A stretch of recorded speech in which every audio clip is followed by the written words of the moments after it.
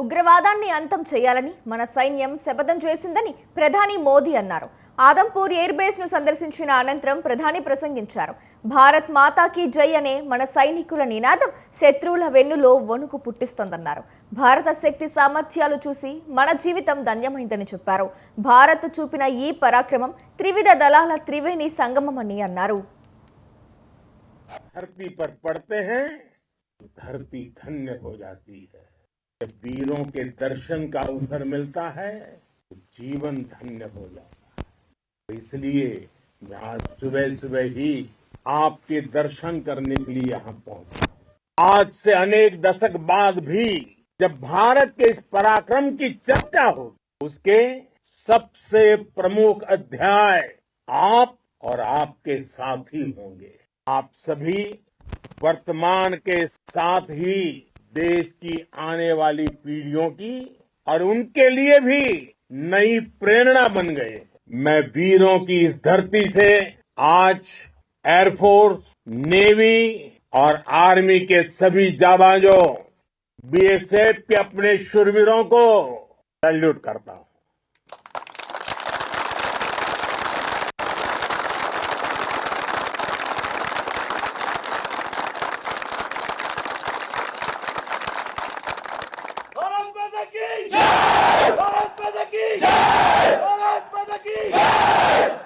आपके पराक्रम की वजह से आज ऑपरेशन सिंदूर की गूंज हर कोने में सुनाई दे रही।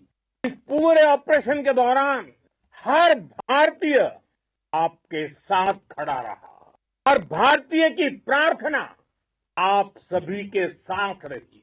आज हर देशवासी अपने सैनिकों, उनके परिवारों के प्रति कृतज्ञ है, उनका ऋणी है। ऑपरेशन सिंदूर इस सामान्य सैन्य अभियान नहीं है। ये भारत की नीति, नियत और निर्णायक क्षमता की त्रिवेणी है। भारत बुद्ध की भी धरती है और गुरु गोविंद सिंह जी की भी धरती है। गुरु गोविंद सिंह जी ने कहा था, 1.25 से एक लड़ाऊं, चिड़ियन ते मैं बात तुड़ाऊं, तबे गुरु गोविंद सिंह नाम कहाऊं। धर्म के नाश और धर्म की स्थापना के लिए शस्त्र उठाना ये हमारी परंपरा है। इसलिए जब हमारी बहनों, बेटियों का सिंदूर छीना गया तो हमने आतंकियों के फन को उनके घर में घुस के कुचल दिया। भारत माता की जय! भारत माता की जय! भारत माता की जय! वो कायरों की तरह छिप कर आए थे, लेकिन भूल गए उन्होंने जिसे ललकारा है वो हिंद की सेना है। आपने उन्हें सामने से हमला करके मारा। आपने आतंक के तमाम बड़े अड्डों को मिट्टी में मिला दिया। 9 आतंकी ठिकाने बर्बाद हुए। 100 से ज्यादा आतंकियों की मौत हुई। आतंक के आकाओं को अब समझ आ गया है, भारत की ओर नजर उठाने का एक ही अंजाम होगा, तबाही। भारत में निर्दोष लोगों का खून बहाने का एक ही अंजाम होगा, विनाश और महाविनाश। इस पाकिस्तानी सेना ये आतंकी बैठे थे, भारत की सेना, भारत की एयरफोर्स और भारत की नेवी ने उस पाकिस्तानी सेना को भी धूल चटा दी। भारत माता की जय! भारत माता की जय! भारत माता की जय! आपने पाकिस्तानी फौज को भी बता दिया है, पाकिस्तान में ऐसा कोई ठिकाना नहीं है जहां बैठकर आतंकवादी चैन की सांस ले सके। हम घर में घुसकर मारेंगे और बचने का एक मौका तक नहीं देंगे। और हमारे ड्रोन्स, हमारी मिसाइलें, उनके बारे में तो सोचकर पाकिस्तान को कई दिन तक नींद नहीं आएगी। कौशल दिखलाया चालों में, कौशल दिखलाया चालों में, उड़ गया भयानक भालों में, निर्भीक गया वह ढालों में, सरपट दौड़ा करवालों में। ये पंक्तियां महाराणा प्रताप के प्रसिद्ध घोड़े चेतक पर लिखी गई है, लेकिन ये पंक्तियां आज के आधुनिक भारतीय हथियारों पर भी फिट बैठती है। मेरे वीर साथियों, ऑपरेशन सिंदूर से आपने देश का आत्मबल बढ़ाया, देश को एकता के सूत्र में बांधा है और आपने भारत की सीमाओं की रक्षा की है, भारत के स्वाभिमान को नई ऊंचाई दी है। धरती पर पड़ते हैं, धरती धन्य हो।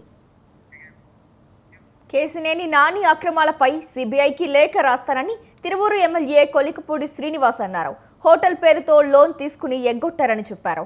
కేసినేని ఆర్థిక నేరాలకు పాల్పడ్డారని, నాని 10 ఏళ్లుగా ఎంపీ పదవిని దుర్వినియోగం చేశారని, 2 సార్లు టికెట్ ఇస్తే పార్టీకి వెన్నుపోటు పొడిచారని కొలికపూడి ఘాటుగా ఫైర్ అయ్యారు. అడ్డం పెట్టుకొని 10 సంవత్సరాలు నాని గారు అధికార దుర్వినియోగం చేశారు. వీటన్నిటిని దృష్టిలో పెట్టుకుంటే ఇప్పటికైనా సరే సిబిఐ లాంటి సంస్థలు మేము ఇస్తున్న ఫిర్యాదుల్ని స్వీకరించి నిష్పక్షపాతంగా, రాజకీయాలకు అతీతంగా ఈ ఆర్థిక నేరాల మీద విచారణ చేసి మేము చూపిస్తున్న ఈ సాక్ష్యాధారాలన్నీ అధికారిక పత్రాలు కాబట్టి బ్యాంకు పేరు, బ్రాంచ్ వివరాలు, షెల్ కంపెనీల వివరాలు అన్నీ స్పష్టంగా చెబుతున్నాం కాబట్టి పూర్తి స్థాయి విచారణ చేయాలని, దానితో పాటు కూటమి ప్రభుత్వం అధికారంలోకి వచ్చి దాదాపు సంవత్సరం కావస్తుంది. మరి ఈ సంవత్సర కాలంలో 10 సంవత్సరాలు విజయవాడ ఎంపీగా పనిచేసిన నాని గారు 2-3 రకాల విన్యాసాలు చేశారు. ఎన్నికలకు ముందు తనకి 10 సంవత్సరాలు ఎంపీగా అవకాశం ఇచ్చిన పార్టీకి ద్రోహం చేసి వైఎస్ఆర్సీపీలో చేరాడు. ఆ తర్వాత ఓడిపోయిన తర్వాత, చిన్ని గారి చేతిలో చిత్తుగా ఓడిపోయిన తర్వాత రాజకీయాల నుంచి తప్పుకుంటున్నానని మరో విన్యాసం చేశారు. ఇప్పుడు మళ్ళీ గత కొద్ది రోజులుగా రాజకీయాల్లో లేనంటూనే ఒక రాజకీయ ఎజెండాతో, అంటే లిక్కర్ స్కాము విచారణ జరిగితే గతంలో 5 సంవత్సరాలు రాష్ట్రాన్ని పాలించి లిక్కర్ విధానం ద్వారా వేలాది కోట్ల రూపాయలు ఎవరైతే అక్రమంగా సంపాదించారో ఆ జగన్మోహన్ రెడ్డి బ్యాచ్కి నష్టం కలిగిద్దేమన్న ఉద్దేశంతో, వాళ్ళకి నష్టం కలగకూడదని, వాళ్ళకి కష్టం రాకూడదని కేసినేని నాని గారు వాళ్ళ తరపున లిక్కర్ స్కామ్తో ఎలాంటి సంబంధం లేని వ్యక్తుల మీద బుర్ర చల్లటం గత కొద్ది రోజులుగా చూస్తున్నాం. కాబట్టి కేసినేని నాని గారు, మీరు గత సంవత్సర కాలంలో విజయవాడ అభివృద్ధి గురించి ఎప్పుడన్నా మాట్లాడారా? వరదల సమయంలో విజయవాడ ప్రజలకి మీరు చేసిన సహాయం ఏంటి? విజయవాడ లోక్సభ పరిధిలో గత సంవత్సర కాలంలో ఎప్పుడైనా అభివృద్ధి కార్యక్రమాలకు సంబంధించి మీరు మాట్లాడారా? 10 సంవత్సరాల కాలంలో మీరు నియోజకవర్గంలో ఎన్నిసార్లు తిరిగారు? ఈ సంవత్సర కాలంలో లేదా 11 నెలల కాలంలో ప్రస్తుత పార్లమెంట్ సభ్యులు కేసినేని శివనాథ్ గారు ఎన్నిసార్లు తిరిగారు? బహిరంగ చర్చకు వస్తారా? 10 సంవత్సరాలు మీరు ఒక విఐపి లాగా ఢిల్లీ టు విజయవాడ తిరుగుతుంటే గత 11 నెలలుగా కేసినేని చిన్ని గారు తిరువూరు లాంటి వెనకబడిన ప్రాంతంలో ఏ కొండూరు తండాల్లో తిరిగారు. మైలవరం లాంటి నియోజకవర్గంలో జీ కొండూరు తండాల్లో తిరుగుతున్నారు.